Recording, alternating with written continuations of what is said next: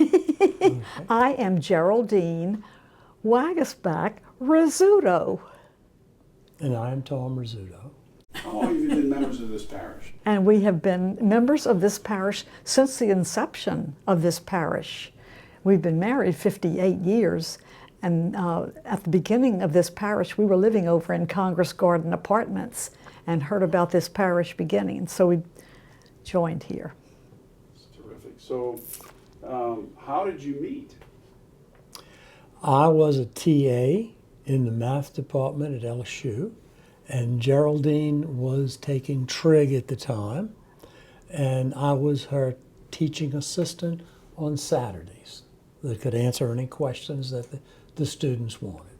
They were initially in a class of size 250, and they broke it down into about 30 on Saturdays and let the students ask any questions that they wanted to, and that's how I met her. And so, Through that Geraldine, what's your recollection of this whole event? Pretty much the same thing. He was the teaching assistant in my smaller group for that trig class. And I had no idea that he would be interested in me. And so I get this telephone call long after our class work had ended and the semester was over. He calls and he says, Geraldine, I'm Tom Rizzuto. And I said, you are? Because I thought of him as someone very special, you know, above me in learning and attention to studies and that type of thing. So I was impressed. And so the rest was history? Pretty much. Yeah. Pretty much. Tell him what you said attracted you to me. Well, the thing that attracted me to Geraldine, there are a number of things. One, she had blue eyes. Had no blue-eyed people in my family, and I wanted a blue-eyed child. And the second thing was, she was in a medical field, and I knew absolutely nothing about medicine. And the third thing was, she was very disciplined about what she did, and I was not very disciplined at all. And besides the ravishing beauty and beautiful personality, these are all the traits that you were happy to accept. Mm-hmm. You might want to say that. I accepted all these things only to find out that they were a two-edged sword. The fact that she was very thorough about the things that she did, after we got married, living with that was a little different. Since I was very fly-by-night type of thing, and she wanted everything disciplined by the rules. What is one small joy in your marriage? The fact that we can pray together and offer to God all of the pain and joys and pains of our marriage and of life in general. And for me, one of the joys was when we would get out on the highway driving either to New Orleans or to Baton Rouge or to Lubbock, Texas, and it was just the two of us and we could talk together. That was a total joy. The freedom of being out on the highway. Who was driving at this time? Me. All right. And it still is a great still is. joy. It's just the two of us now. And when we get on the road to travel, like to New Orleans to visit his folks, or Baton Rouge to visit my folks, and we're on the road, and we can be perfectly Attentive to one another. yeah, right. Well, what we usually do is over the Basin Bridge. Most of the time when we're traveling, we have to go over the Basin Bridge. We pray a rosary because it's just the right amount of time, and we really like praying the rosary. There's a need for a rosary on that bridge. For more reasons than one. That's right. How has God been faithful in your relationship? There are many things that we have gone through, and the fact that when we were in Lubbock, Texas, I was concentrating on my schoolwork constantly, and I think as I look back, God carried us through that time when we really weren't totally together, but we knew what each other was doing. Yeah. in the raising of our child, okay? There were times when God supported us then to where we could have blamed one another for things, but He kept us together. And most of all, it's when I look back, I see that He was with us many times. And for me too. During that time when he was so intent on spending time on his studies, and we really couldn't do the things that I wanted us to do as a family, and I began to wonder, is this the person I want to be married to? Is there someone else that I would prefer? But God gave me the realization, I think it was the graces of the sacrament of matrimony. Through that, God gave me the realization that even if I left Tom and started life with someone else, the same thing would happen. I would grow into a time of disillusionment and with this other person. And I would begin to wonder, is this what I want in life?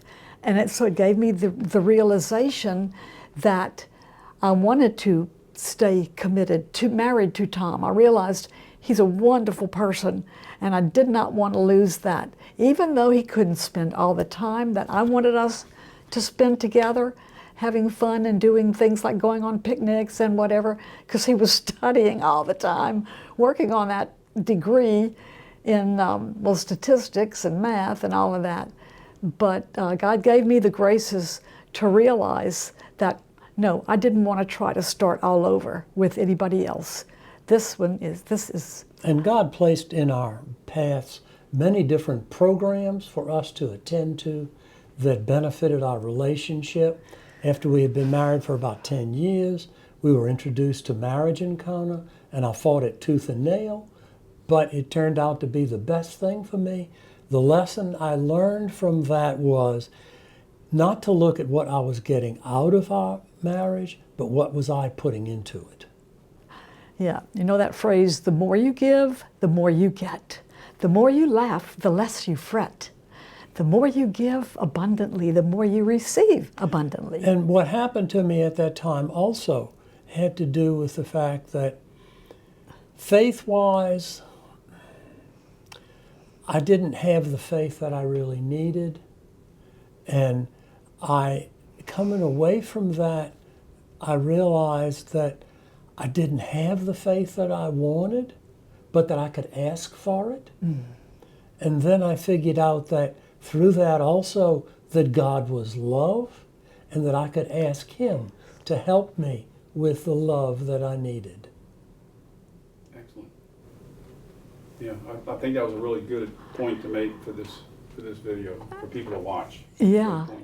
And so even before we were married, long before we married, I knew that I wanted to marry someone who would be a practicing Catholic, because that was really important to me in my life. I grew up in a family that was really devoted to Catholicism, and I knew that I wanted to marry someone who was a practicing Catholic. And so you got a good Jesuit boy.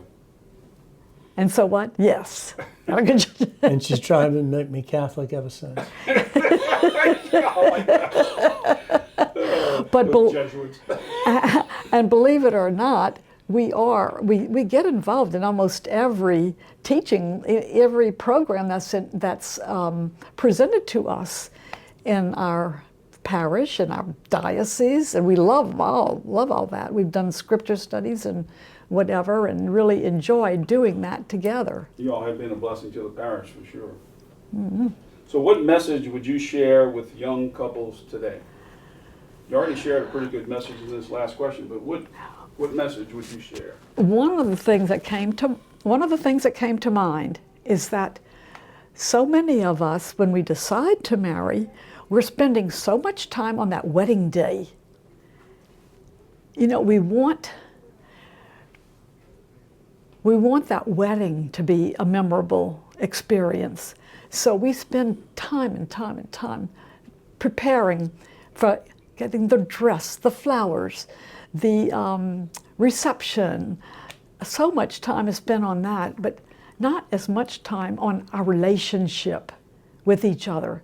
This couple that's decided to marry, the thing that really needs the most, I think, is their relationship with each other. Now, we didn't really have that when we were married. Of course, we were married 58 years ago, and now there are many, many things presented by our church that help couples to grow in their relationship with each other and to firm it up, make that commitment, firm commitment to one another that this will last their lifetime. When Geraldine, one time before we got married, Geraldine asked me if I loved her. And I said, Geraldine, I'm not sure I really know all of what's contained in love, but I do know that I will be committed to you and I will stay with you for the rest of my life. I didn't realize how prophetic that was, because I didn't realize how much love was going to change over times as to where our life went with our child, with our education.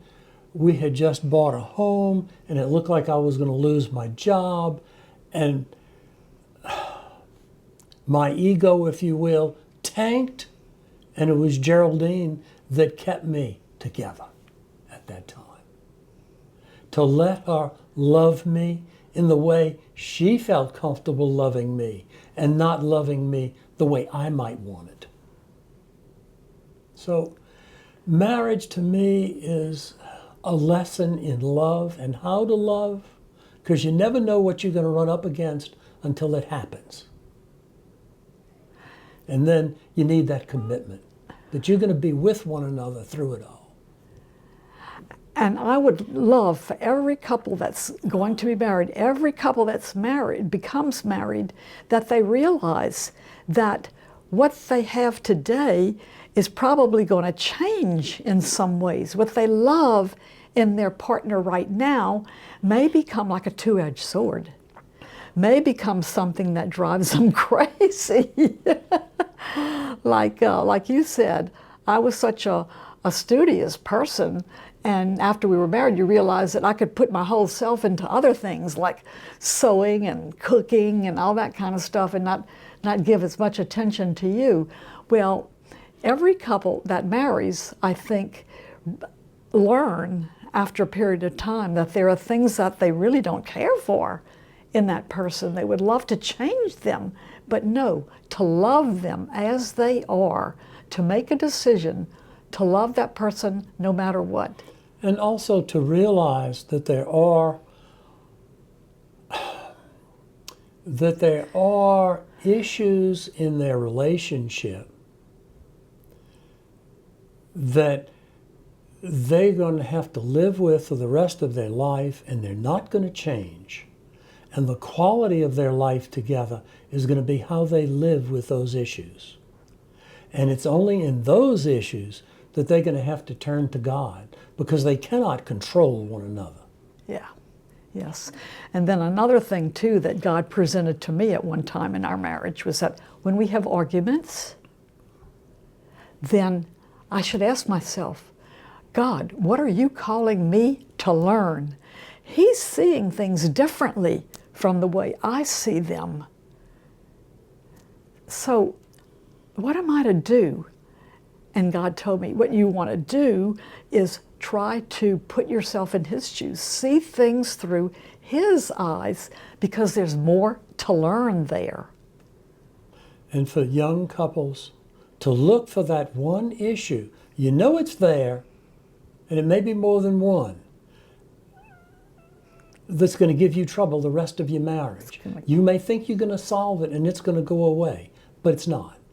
It will always be there, and it will bring you to God.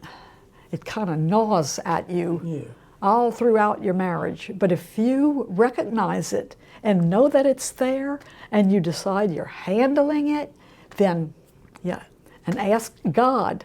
God is at the center of our marriage. He wants us to experience all the joy in marriage. Like when I first married Geraldine, she was extremely shy and didn't want to talk. That's not the case now. That's not me anymore.